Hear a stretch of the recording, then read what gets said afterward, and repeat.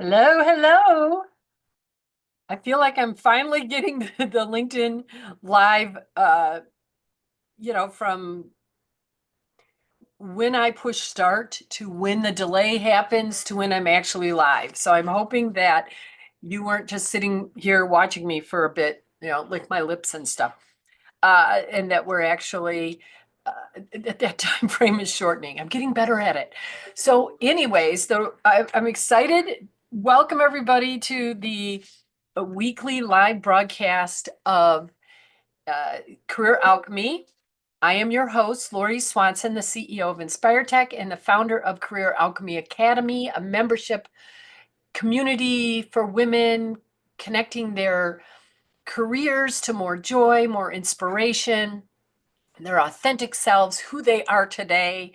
We work on everything from your traditional job search, career strategies, leadership development, presence development, visibility, how you get alignment and agreement in your career, how you deliver with excellence, all of those things. And we're also bringing in that more spirit-centered approach to our lives and our careers, a little more calming, a little more grounded, more centered, and more connected, not only to ourselves, not only to others, but to divine guidance. So if that sounds exciting, it is. You're right.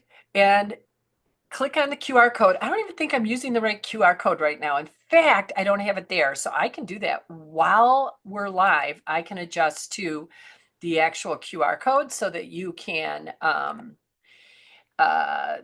join right now if that's what you want to do.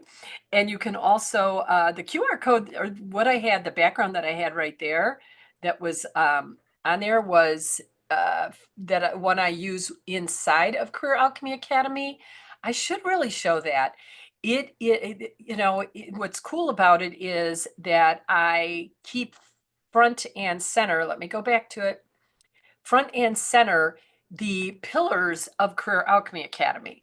So your vision, your path, and what I call your foundation or kind of the essential tools of what we're learning inside of Career Alchemy Academy. So the vision pillar that we work on is really your ideal role, aligning with your values, being clear about how you're making decisions as you go through any sort of transformation or pivot in your career, expanding it, adding to it, even in some ways or in some cases, simplifying, right? And then as we have that clear vision of where we're going, then we work on the path. Those are the three VIPs, your very important projects that you're working on every month to make sure that you're continuing to move forward in the direction that you want to go, making adjustments. We don't do these long, we have the vision, of course, but we do things in shorter increments. So it is agile, right? So you can pivot and move. And so the three VIPs, whatever your very important projects are for this month. And then we're always focused on visibility, alignment and agreement, and delivery. So visibility within your organization, visibility in your career, visibility outside of your organization, visibility on a job search. There's all different kinds of ways that you can create more visibility for yourself. And that might be one of your three VIPs for the month is to develop more visibility. And then we focus on that.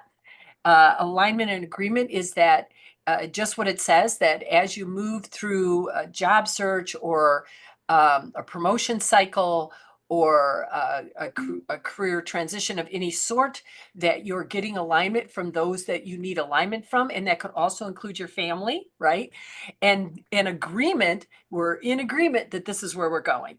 And so in some ways, it's that sales part of the of the path, because in sales you want to get agreement that you have a problem and I can solve it, or I have a problem and you can help me solve it. We get a alignment that we know what the problem is, we know how we're going to solve it, and then we get agreement that we're going to work together to do it. And then finally delivery, meaning that that you're just creating satisfaction for yourself, for your team, for your work, for your company, that you're fulfilling the promises that you've set out in the agreements. And and so it's really cool, your path. That's very much, I would say, the day-to-day of what's happening inside of Career Alchemy Academy at the live coaching and in between sessions. And then finally, the foundational tools, that's the mindset, that's doing retrospectives to make sure that you're finding what worked, what didn't work, what you're going to do differently. And then, like I said, that SQ, it's not your EQ, it's not your IQ, but we focus on your um, spiritual intelligence, your SQ, that inner authority, and building that trust with yourself and building that power center. So I guess I'm just trusting that I was supposed to talk to you about Career Alchemy Academy because that was the background that I had when we started. And now we have the QR code if you want to join. So you can go there and do that. But now's the time we focus on our topic of the day. So I thought this is a really interesting topic to discuss. It's called invisible work versus invisible workload. So invisible work, invisible workload. And there, the invisible workload, especially as it relates to women, has been something that has is been at the forefront, rightfully so, of conversation in many ways. That we are really starting to recognize, um, you know, the added work that we do as women.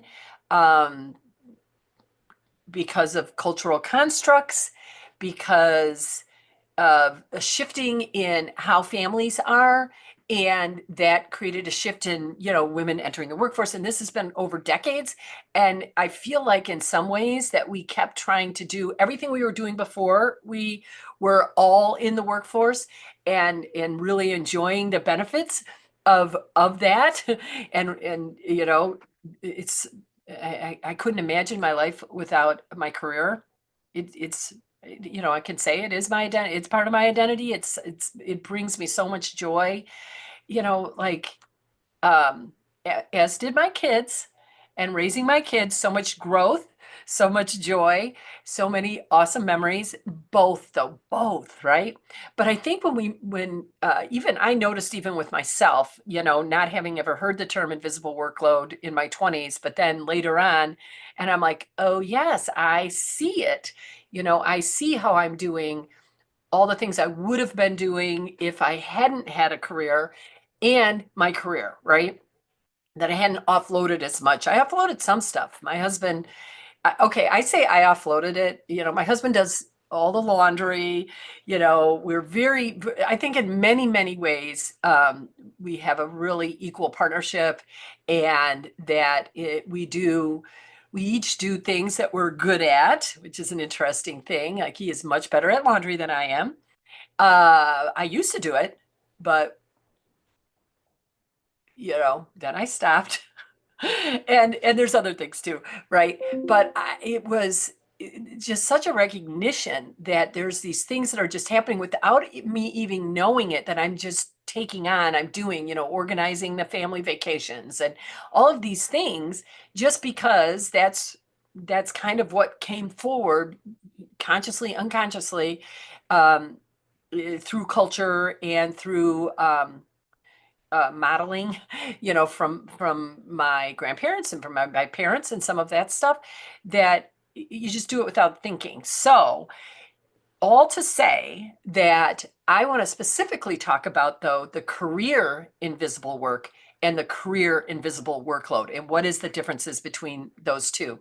And how this all happened was, we were at a career alchemy session, and one of the women was talking about an event that she was at recently at her new company. So she had just recently gotten her new job, and was going to the first big company event, and she didn't know a lot of people because she was new there.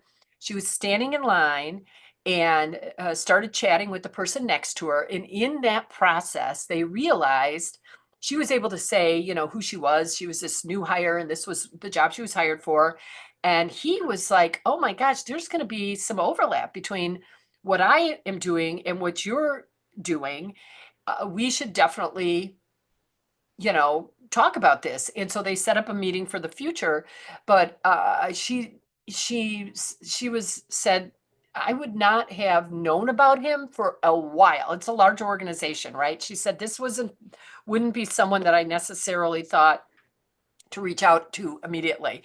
But because of just the coincidence of standing in line next to him, it's helping her to be connected in a different part of the organization that she may not have been connected to for who knows how long.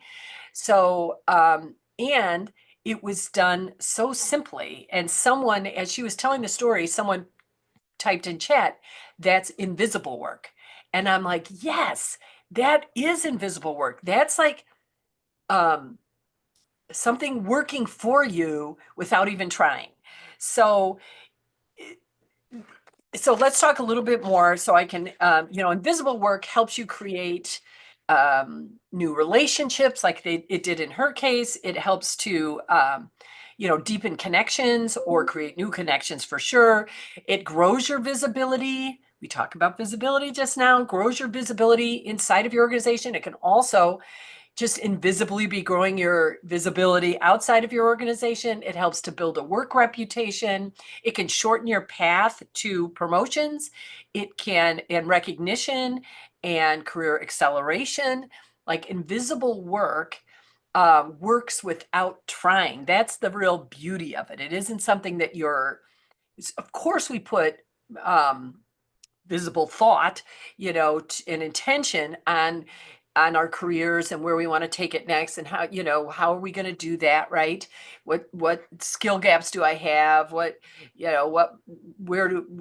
title am I searching for? Those sorts of things. So we do have intentional plans, but and I think by having those intentional plans, like this is where I want to go, that gives invisible work the opportunity to work for you and create these pathways for you without you even knowing that is a pathway, without you even having to try. Where the invisible workload, again, related to career, involves things that you might decide to do or say yes to doing that stall your career. And there has been a lot of talk, I think, around about the invisible workload at work as well, but I'm going to talk about it some more because you might, depending on where you were at when you first heard about it, given where you're at now, it could be just further along in your career. Maybe you're in a different company and all of a sudden you're going to hear some of these things I'm going to list off and you're going to be like, oh yeah, I'm doing that. I have taken on the invisible workload. So the invisible workload, again, really can stall your career. It could be work that you're doing that goes unrecognized. It definitely, you could be getting a little squishy with your boundaries when the invisible workload is increasing. There's often a boundary, um, uh, you know, issue that's happening. And so invisible work works for you in your career, where the invisible workload works against you in your career. It can both be subtle and quiet and happen without your knowledge. You might not even be aware of their happening until the positive outcome or the negative outcome occurs. Um, so if the consequences uh, of the invisible workload were not so detrimental to your career and to your health and to your relationships, it might not matter, this kind of subtle stuff that's happening, but it does matter. It really does matter. And the more that you can engage with the invisible work working for you, the better. So let's just really call out what is invisible workload. What does that look like on a day to day? So it's where looking around a meeting and the person who's always taking notes or planning team events. It's being the default fixer of problems, both people problems and logistical problems and things like that within the organization. And again, these are not things, when we talk about the invisible workload, we're talking about things that are not in your job duties specifically. These are things that are happening kind of outside of what your role is. So doing extra admin work, or onboarding people without getting any credit for it. Again, it's not part of your job, but you're just doing it. Getting asked to help. This one, like I said, because you're good at it. Just because you're good at something doesn't mean that you need to be doing it. You know, I'm going to talk a little bit about the fact that when you take on the invisible workload, you also could be taking away from someone who the invisible workload for you is actually um, is something that will advance their career and grows their skill set. But when we take it on, we're keeping it from someone else. Like that, the things we're good at, let's let someone else who's maybe not so good at it yet become good at it, right? Um, Same thing with like, well, I think that's a really good example. And then other ways that invisible workload can show up are volunteering, not because of it adds to your growth or is a really good bullet point on your performance, um, like your organizational impact within your performance review, but that it's more out of guilt that you're doing it, or serving on committees with no recognition or support, taking on emotional labor for team vibes without support, or shadow managing a project without the title, the credit, or the pay. And again, even when you're, and I've worked on this with my private coaching clients, because I think it does come up at times where we have projects in our, under our umbrella of things, and some that we're directly responsible for, and then some that we are kind of um, indirectly, I don't know if it's indirectly responsible for or kind of the sub responsibility in that project. But the next thing we know, we're managing it. And so, uh, and that could be because we might feel like, which is a thought we want to get rid of, like, if I don't do it, it won't be done right, or I don't have the time to mentor that person right now, so I'm just going to do it, and so that really is an invisible workload for you. Sometimes it's true. It might take a little bit longer. It might take a little more of your time, but that's all short term, right? And so I want to just say, I'm not talking about, like, let's say volunteering, for instance, or something like that, or uh, shadow managing a project. I'm not saying that we don't do things just because out of the generosity of our heart, um, or that we aren't maybe opportunistically doing some things. Um, but we really need to look at them and know, am I doing this am I doing this because this feels like fun to me? Like, that's one of the reasons I do things, but I can tell you there was a point in my schedule where I'm like, all of these feel like fun and I have no time to just chill. Like, I had to let go of even the fun things. That's how I stack my workload, is even because my justify in my head that, well, this feels like fun, but in fact, it really wasn't helping me. It wasn't helping my health. And it also, when we're so overbooked and overscheduled, even if they're fun, um, other areas are not going to be able to fully develop, or will not develop.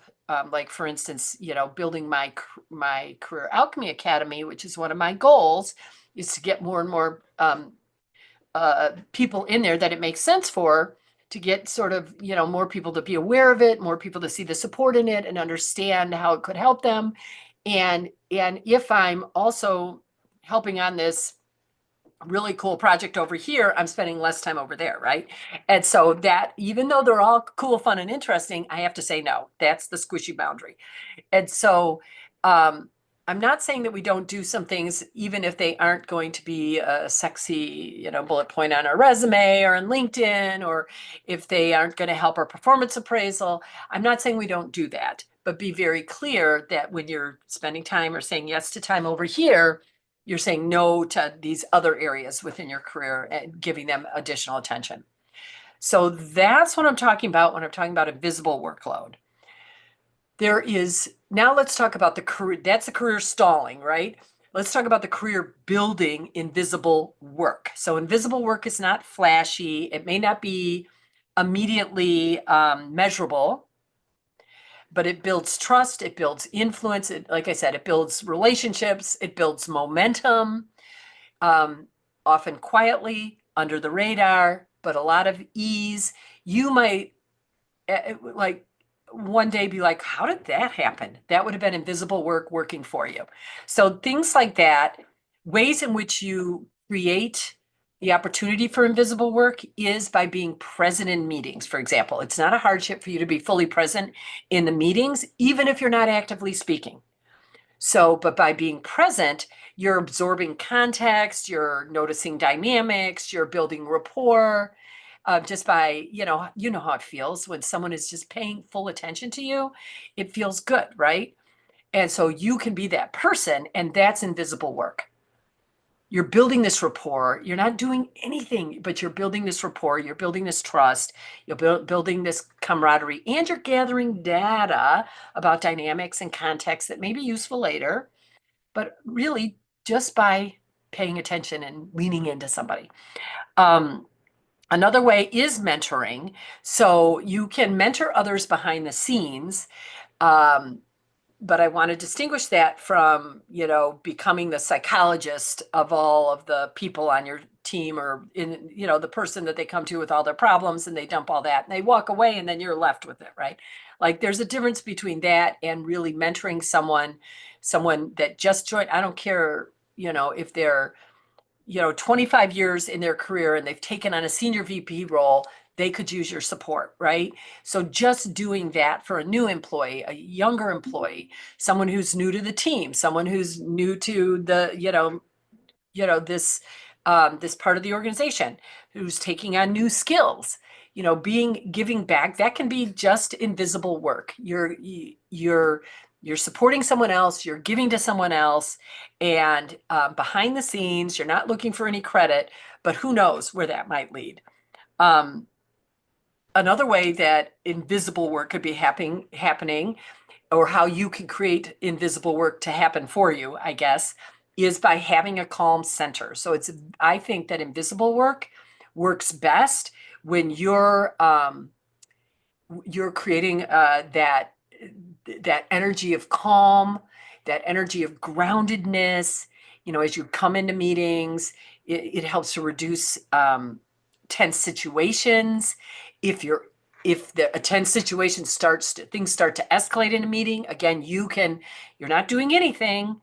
It isn't externally look like you're doing anything, but internally you can be sending them peace. And I may have talked about the angel in the corner before, but I used to be very much involved with personal growth community, and we would, if when people were doing a lot of detail work, there would always be someone that was just standing in the corner, being the calm center and sending those vibes out, because there is some evidence that that entrainment type of idea where the person that's holding the highest, most positive energy in the room, that will entrain all the other energies, will call them up to that place, right? And so you can be that person in a meeting doing very, very little, but breathing out calm, breathing out quieting energy, reducing stress. So I just think that's a great way to create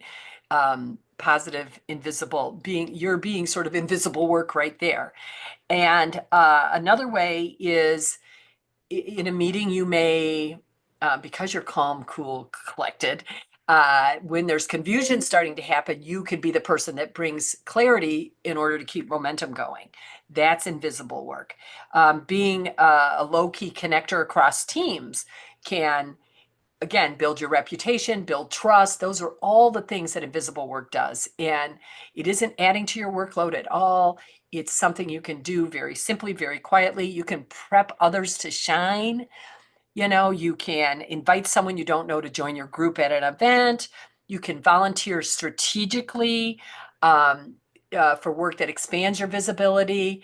And so all of these things, you're creating this invisible work that works for and builds your career. So it's subtle but important difference between invisible work and invisible workload. Invisible work, again, it builds trust behind the scenes. While you stand in line at an event, you meet people, it earns quiet influence, it moves projects forward, it moves meetings forward, it speeds up decisions without you burning out or feeling resentful or barely lifting a finger.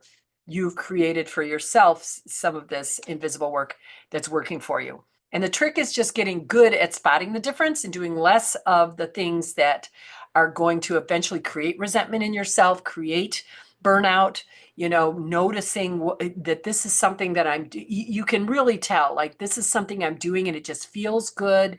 And it's relaxing, really. That's how you're creating invisible work that's working for your career. So, and, I think the big thing is this invisible work that you're creating through these vibes and everything eventually becomes visible. So, hello, promotion, hello, raise, hello, career growth, hello, someone reaching out and asking you, if you're interested in this opportunity or to be on a board or to speak at an event or to join their organization with an increased salary, with an increased title, and all these things that you've been hoping for. So hello, career visibility. So that's what I wanted to talk to you about today. The difference between invisible work working for you in your career and the invisible workload that works against you, your career, your health, your relationships, all of that. Let's spot the difference. Have you ever played those games? There's I forget, my stepdad sends myself and my daughter this every day. It's called Spot the Difference. And there's the two pictures and you have to spot the difference, right? And so this picture over here is the invisible work. And that's, you can see this person is sitting very calmly in a meeting, just kind of leaning in and listening and right, paying attention and giving someone attention. And this person is, you know, standing in a line at an event, helping someone understand the dynamics of this new organization that they joined, or making introductions for them, being sort of that sponsor that opens doors. That's that picture. And then over here, you have the person whose face just looks ragged, and their body is, showing the burden of a workload that doesn't help their career, even though originally they thought it might, right? Sometimes we think, oh, this is what I'll do to become more visible, but it isn't working, yet I keep doing it. Don't say bye-bye to that. So that's it for today. The next 2 weeks, I believe we're at a different time. I'll be on Tuesdays due to some scheduling stuff happening. I think it's at 2 o'clock Central Time on the 10th and the 17th, Tuesday, for LinkedIn Live. And of course, below here in LinkedIn, you can read the blogs so you can click through my articles and things, and this blog will be there and previous blogs will be there. You can also follow the QR code and become a member of Career Alchemy Academy. You join for 6 months. You get to really steep yourself in it. And if you love it, you keep going. People like to keep going. And then, and what else can I say? I think that's it for now. Peace. Have a great weekend. And I look forward to the rest of your week and your weekend and everything that's coming up, and really practice just being sort of doing that invisible work vibe that's going to return to you, opening doors, connecting of resources, opportunities that you may come out of the blue.